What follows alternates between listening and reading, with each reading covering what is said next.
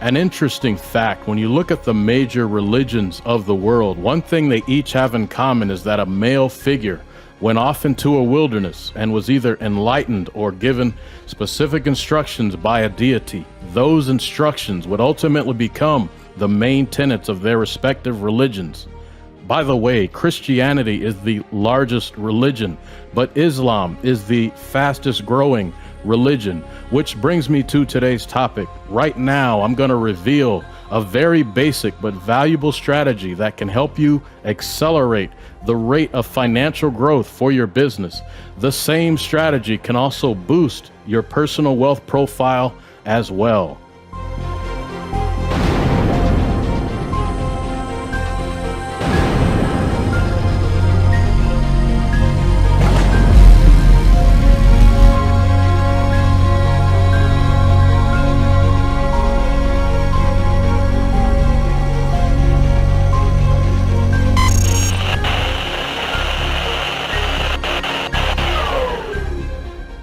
Welcome to Leonard Innovation. My name is Justin Leonard. Thank you for tuning in. One way that successful entrepreneurs can get a higher return on investment is to take on risk. Typically, there is some level of risk that is associated with entrepreneurship in general. It's part of the game. As an entrepreneur, you understand that to get to the point to where things are easier because you have more wealth, you will most likely have to take on risk.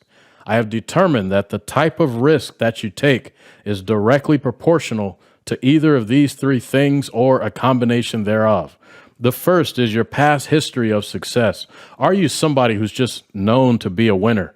So this is a factor that is related to the level of risk you might take on. The second is your knowledge and or intelligence. And you don't have to be a scholar. You just have to be highly knowledgeable at something. There are more than a few wealthy people who didn't graduate high school, ain't stepped foot on a college, but they know their trades or industries really well. Besides, in America, literacy is not particularly important if you have the ability to generate wealth. Think about it. And number three is your self-confidence. The type and level of risk you take on is directly proportional to your self-confidence. If your self-confidence is high, it's probably because you are generally successful when it matters. So self-confidence is typically derived from past experiences. A few years ago, I took on what I would describe as a pretty extreme risk. And I'm saying extreme because most people probably wouldn't take on this level of risk. This is one of the reasons entrepreneurs tend to be more successful than everyone else. But in order to pull off this feat, there would have had to been a convergence of all three characteristics. So a past history of success, knowledge or intelligence, and then self-confidence.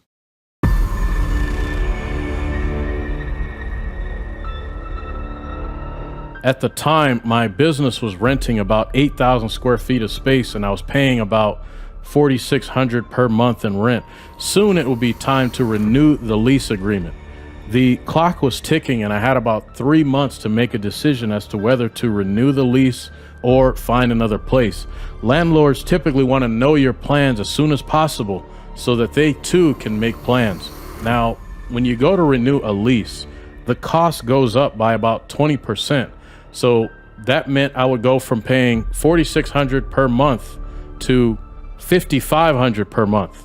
At this point, I'm thinking, man, if anyone can afford $5,500 a month in rent, they're doing pretty well financially. And I said, not only are they doing pretty good, but they're probably making enough revenue to just build their own building from the ground up. And that's what I decided to do. In my industry, the fitness industry, I was already knowledgeable of various forms of funding for exercise equipment. An equipment lease is common for new gyms. Essentially, it's a way for them to lessen the financial burden associated with buying exercise equipment, particularly during the startup process. There are secondary financial markets in which the rates are almost always higher than a regular bank, but the payback terms might be better. Banks typically don't have lease-to-own agreements, for example, but the secondary markets do.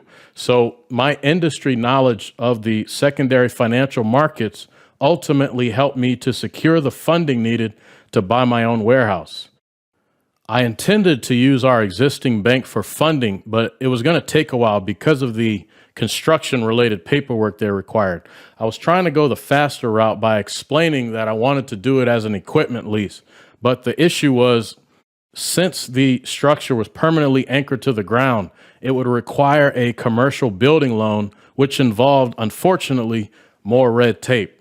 But let me explain the scenario. Option one, I continue paying the landlord at the new lease rate of $5,500 per month, which actually increases 3% year over year.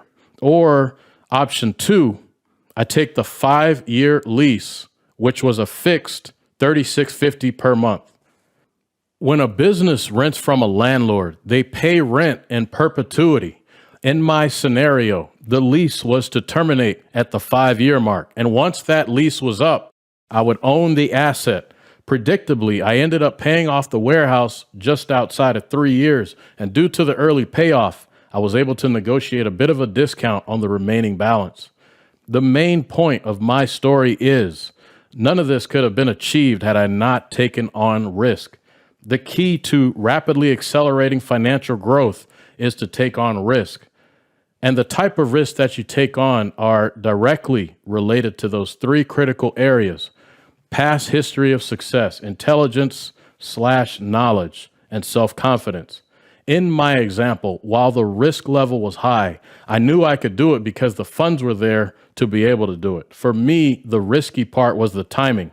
You see, commercial landlords have this thing called a holdover tenant status, where they can charge you 150% per month on top of your standard rent amount. I needed to start construction by a certain point so that I could pinpoint the exact month to terminate the lease with the landlord. I did end up in holdover status, but the story of how I escaped that ordeal will be saved for another day. Lastly, if you enjoyed this presentation, you can now find Leonard Innovation streaming on podcast platforms like Apple, Spotify, and Google. And for more high-value content, LeonardInnovation.com is the place for free entrepreneur resources like the 90-day online launch guide, free online courses, and more. Once again, the website is LeonardInnovation.com. And if you found this information helpful, please share it with a friend. Thanks again for tuning in.